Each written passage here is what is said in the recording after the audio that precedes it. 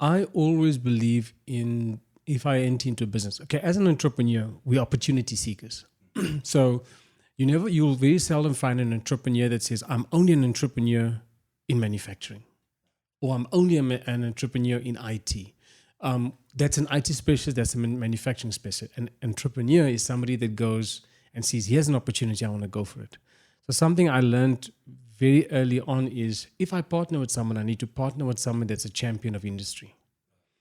Because then that's somebody that knows the ins and outs of the industry. Me, from the outside looking in, let's just say, yes, I've got the capital to get the business started, but I've not thought of a blind spot. I've not thought of a link. Whereas the champion of industry, I might make him a minority partner in the business, but he will know something that I don't. He will, have some other information. So for me, yes, a few things you need to think of is, if you have all the knowledge in that industry, yes, why not, go it alone.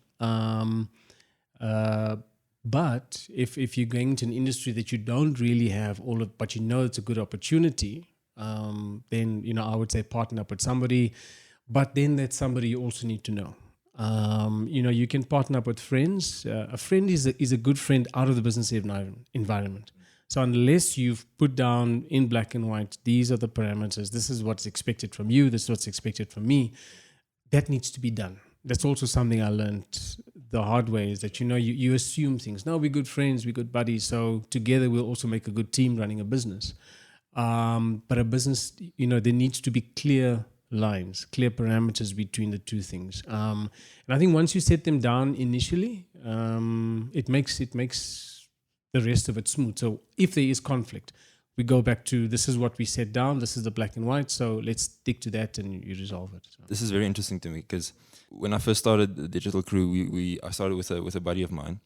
In the beginning it's smooth, but then as soon as the conflict starts and you don't have those structures in place, like you're saying, things start getting a bit rocky. So what practically would you say, like some things to think about when we say parameters? Parameters can be anything, but what specific stuff would you suggest? Firstly, are you starting off as equal partners? Whose idea is it?